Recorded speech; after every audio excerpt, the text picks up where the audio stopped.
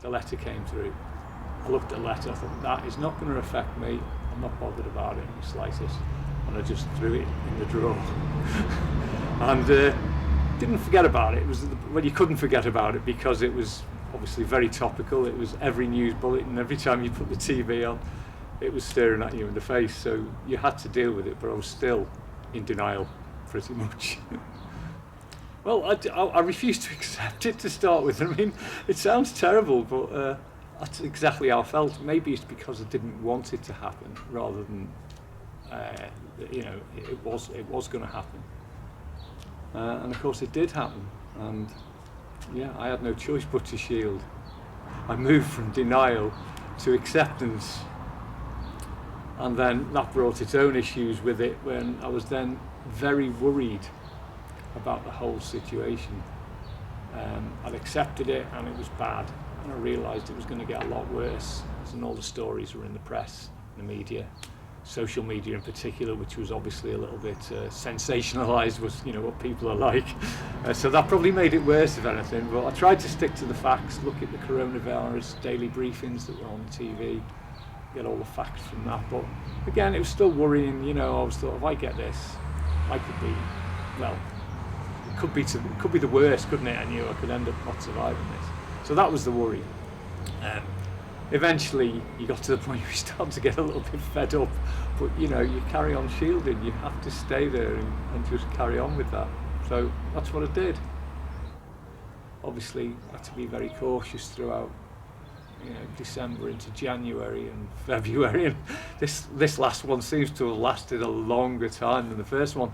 However, I think it's because of the culmination of the whole year. It's just been an agonising year for many people, and a very isolating year, and it's not surprising that a lot of people's mental health suffered in this.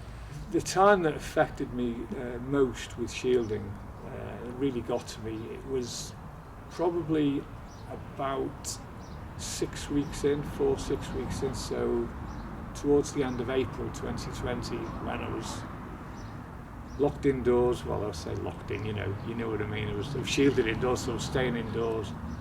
And I got really down at that point because I realised that, you know, I'm not going to be able to go out at all. I was unable to see my sister. I got this message off one of my brother. I realised I'm not going to be able to see them. And other people who were messaging me, I realised that actually I can only message or speak on the phone. I'm not going to be able to see these people now. Nobody was allowed in your apartments. So you were very, very isolated, and everyone who lives in this apartment was stuck to a certain extent. They couldn't mix with anyone.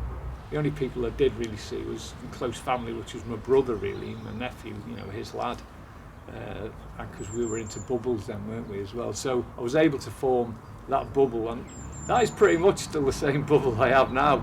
So there was lots of help schemes in place as well at this time, which at first it was very difficult for everyone, because this was unprecedented, wasn't it, for everyone. It was new to everyone, not just us. Well, everything for me worked well. I know some people experienced some bad things, but I can't knock what services I was offered and the amount of help I was offered. There was plenty of information out there. Let's keep together and keep going forward on this. And there's been a lot of that, and I don't want to ever lose that again if possible. You know, I think that was a good learning point and a good experience for me to speak to people more often, and when you want to do things, don't think about it. Just go and do it, because you never know what might happen.